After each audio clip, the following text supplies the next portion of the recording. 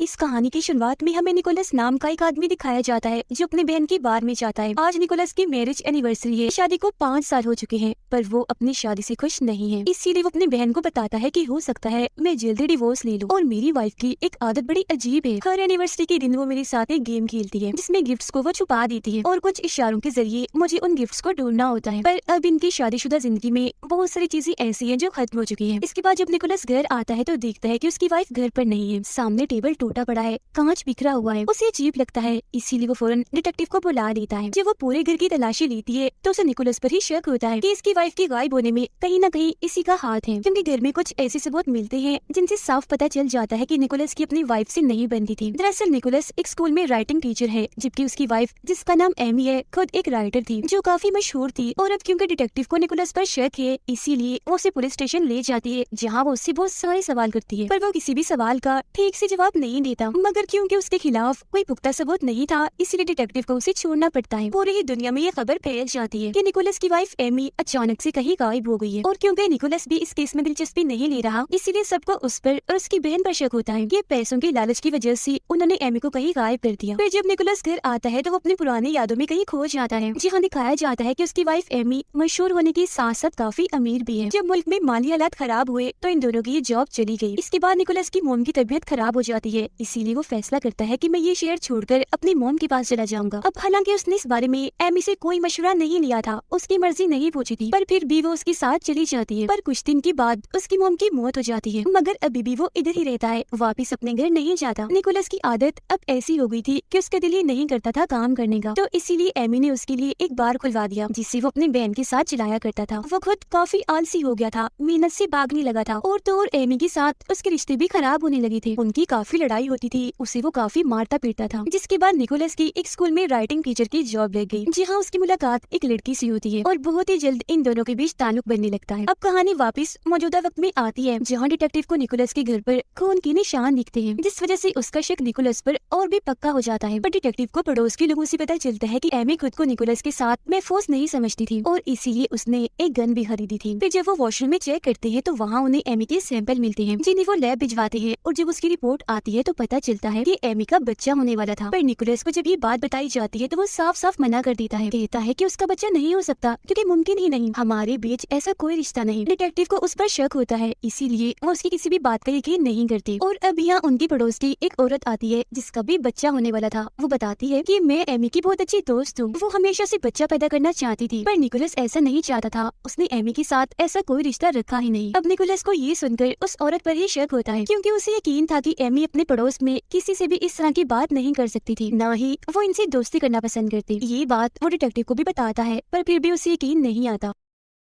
और छानबीन करने पर अब डिटेक्टिव को यहाँ एमी की डायरी मिलती है, जिस पर उसने लिखा हुआ था कि मेरी जान को निकोलस से खतरा है। ये देख उसका साथी कहता है कि एक और बात मिल गई उसके खिलाफ, अब हमें निकोलस को गिरफ्तार कर लेना चाहिए। पर वो ऐसा नहीं कर सकती थी, क्योंकि अभी भी इनके पास ठोस सबूत नहीं है कि निकोलस ने ही अपनी वाइफ को मारा है या गायब किया। इसके बाद हम एक लड़की को देखते हैं जो गाड़ी चला रही थी, जो और कोई नहीं बल्कि एमी थी, जिसने अब पूरी तरह अपना हुलिया बदल लिया है। एमी उस दिन के बारे में सोचने लगती है जब वो निकोलस से मिलने बार में गई थी, जहाँ उसने निकोलस को बार के बाहर अपने उसी स्टूडेंट के साथ देखा जो दोनों काफी करीब खड़े थे, क्योंकि उन्होंने अपना रिश्ता बना लिया था। ये देखकर एमी काफी टूट गई, उसे बहुत दुख हुआ, क्योंकि उसने निकोलस का हमेशा साथ दिया। हालांकि वो अमीर घर से थी, पर फिर भी उसने निकोलस से शादी कर ली। जब उसके पास पैसे और काम नहीं थे तो एमी ने उसके लिए बार खोला, और अब जब वो उसे धोखा दे रहा है तो इस बात को वो बर्दाश्त नहीं कर पाती, इसीलिए वो निकोलस से बदला लेने का फैसला करती है। वो उसके क्रेडिट कार्ड से फजूल खर्चा करती है ताकि सबको लगे कि निकोलस अयाश है, वो ही फजूल खर्ची करता है। इसके अलावा वो निकोलस से इंश्योरेंस के कागजात पर साइन करवा कर अपने इंश्योरेंस के पैसे बढ़वा देती है, ताकि सबको ये लगे कि इंश्योरेंस के पैसों की लालच में निकोलस ने अपनी वाइफ को मार दिया। साथ ही उसने अपनी उस पड़ोसी से भी दोस्ती कर ली जिसका बच्चा होने वाला था, जो कह रही थी कि मैं एमी की दोस्त हूँ। एमी ने उसे बताया कि मेरा और मेरे हस्बैंड निकोलस का रिश्ता खास अच्छा नहीं है, हमारे बीच हर वक्त लड़ाई झगड़े होते रहते हैं। ऐसा उसने इसलिए किया ताकि वो अपनी पड़ोसी की हमदर्दी हासिल कर सके। इसके अलावा उसने वॉशरूम में जानबूझकर अपने सैंपल छोड़ दिए ताकि पुलिस को लगे कि क्योंकि एमी प्रेग्नेंट थी, उसका बच्चा होने वाला था, इसीलिए निकोलस ने उसे मार दिया, क्योंकि ऐसी औरत जिसका जिसका बच्चा होने वाला होता है उसे मारने की सजा कड़ी से कड़ी होती है। वो अपने जिस्म से अपना खून भी निकालती है और उसे फर्श पर डालकर साफ करती है ताकि उसके निशान पुलिस को मिल जाए। और वो हमेशा अपने हस्बैंड के साथ एनिवर्सरी के दिन गेम खेलती थी जिसमें कुछ इशारों के साथ निकोलस को गिफ्ट ढूंढनी होती थी। पर इस बार उसने गेम तो खेली मगर क्लोज इशारे उसके लिए नहीं बल्कि डिटेक्टिव के लिए छोड़े। अब वो अपने बहन के गिराज में जाता है और ये देखकर काफी हैरान रह जाता है कि किसी ने बहुत सारी चीजें खरीद कर यहाँ रखी हुई है क्योंकि ये उसके कार्ड से की गई शॉपिंग थी। ये उस सामान को चेक करती है तो पता चलता है कि फजूल सामान के साथ साथ यहाँ वो हथियार भी है जिससे एमी का खून हुआ है। ये देखकर उसकी बहन काफी घबरा जाती है क्योंकि निकोलस के साथ साथ वो भी इस केस में फंस सकती है। पर वो इन चीजों को ऐसे ही छोड़कर वहाँ से चला जाता है। मगर डिटेक्टिव जो हमेशा से उसका पीछा कर रही थी यहाँ वो अपने साथियों के साथ आती है और कत्ल वाला हथियार उन्हें मिल जाता है जिसके बाद दोनों बहन भाइयों को गिरफ्तार कर लिया जाता है। पर कुछ वक्त के बाद निकोलस को जमानत मिल जाती है। वापस आकर वो काफी अच्छी लॉयर वकील से मिलता है और उसे सारी बात बता देता है। साथ में ये भी कहता है कि मेरी वाइफ एमी के साथ मुझे कभी भी महफूज सा महसूस नहीं हुआ, कहीं न कहीं उसका ज़हनी तवाज़ुन खराब था। इसके बाद निकोलस एमी के पहली दोस्त के पास जाता है जिस पर एमी ने इल्जाम लगाया था कि इसने मेरे साथ बदतमीजी की और जबरदस्ती के इल्जाम पर उसे गिरफ्तार भी करवाया था। उससे बात करने के बाद निकोलस को पता चल जाता है कि एमी मुझसे बदला ले रही है। उसने अपने दोस्त के साथ भी बिल्कुल ऐसा ही किया था। और अब वो एमी की दूसरी दोस्त से मिलने जाता है जो बहुत ही अमीर होता है। ये अमीर दोस्त निकोलस से बात करने से मना कर देता है क्योंकि आज भी वो एमी से प्यार करता है। एमी को हम देखते हैं जो छोटी सी टाउन में रहती है। वो अपने पड़ोसियों के साथ जब बाहर थी तो तभी उसके पैसे गिर जाते हैं जो उसके पड़ोसी देख लेते हैं कि इसके पास इतने सारे पैसे हैं। और फिर जैसे ही रात होती है वो उसके घर आकर उसके सारे पैसे लूट कर चले जाते हैं। अब उसके पास कोई पैसा नहीं था। इस बात से दुखी होकर वो रोने लगती है। इन हालात को देखते हुए वो अपने उसी अमीर दोस्त को कॉल करती है जो उसे आज भी प्यार करता है। वो उसे मिलने के लिए बुलाती है और जब वो आता है तो वो उसे बताती है कि निकोलस हमेशा मुझे मारता था, मुझ पर जुल्म किया करता था, मेरी जान को उसे खतरा था, इसीलिए मैंने वो घर छोड़ दिया और अब मैं वहाँ वापस नहीं जाना चाहती। जिसके बाद उसका दोस्त उसे अपने घर में ले आता है और कहता है कि तुम कुछ टाइम यहाँ रह सकती हो, यहाँ पर कभी भी कोई नहीं आता।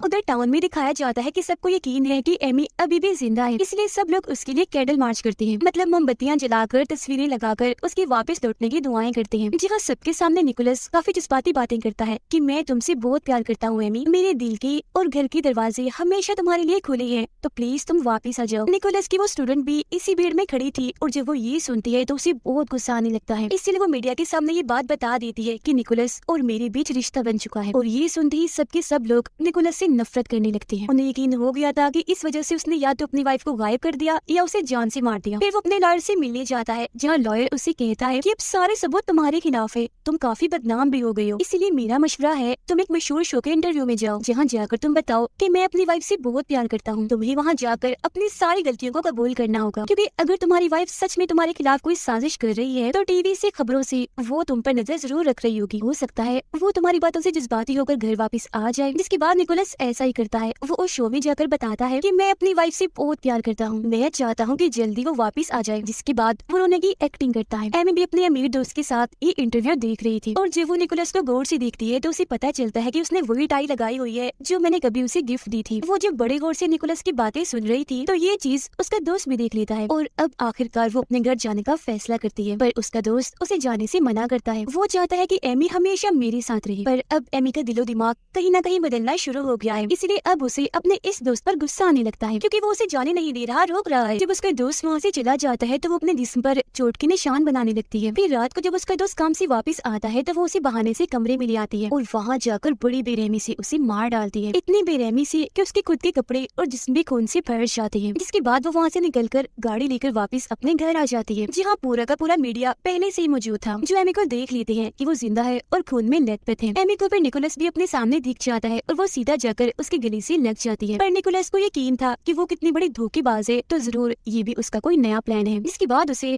हॉस्पिटल ले जाया जाता है जहाँ वो सब डिटेक्टिव्स को बताती है कि बचपन में जब मैं स्कूल में पढ़ती थी तो मैं और मेरा वो अमीर दोस्त एक दूसरे की काफी अच्छी दोस्त थी। हमेशा ही वो मुझे खत लिखा करता था और फिर एक दफा एनिवर्सरी वाले दिन वो मेरे घर ही आ गया। मैं अपनी जान बचाने के लिए भागी पर डंडे से उसने मुझ पर हमला कर दिया जिससे मैं बेहोश हो गई और इस चीज का फायदा उठाकर वो मुझे अपने जेल वाले घर में ले गया जहाँ उसने वो सब कर दिया जो उसका दिल किया। और अगर आपको सबूत चाहिए तो आप उसके घर जाकर सीसीटीवी कैमरास को चेक कर लें। दरअसल वो कैमरास के सामने जानबूझकर ये एक्टिंग करती थी कि मेरी दोस्त ने जबरदस्ती मुझे यहाँ रखा हुआ है और वो मुझ पर जुल्म भी करता है। पर यहाँ वो डिटेक्टिव जो इस केस को शुरू से देख रही थी, उसे कहीं न कहीं एमी पर शक होना शुरू हो जाता है और निकोलस की उन बातों पर यकीन आने लगता है जो शुरू से वो कहता आ रहा था। वो डिटेक्टिव फिर उससे सवाल करती है कि अगर तुम्हारी दोस्त ने तुम्हें अगवा किया तो कत्ल वाला वो हथियार जिस पर तुम्हारा खून लगा हुआ था वो उस गैराज में क्यों और कैसे आया। वो इस बात का जवाब नहीं देती, उल्टा गुस्से में उससे कहती है कि शुक्र करो मैं वापस आ गई, अगर मैं वापस आती ना तुम तो मेरे बेकसूर हस्बैंड को जेल में कैद कर देते। जिसके बाद वो बेहोश होने का नाटक करती है, पर डिटेक्टिव को अब उस पर पूरा शक है।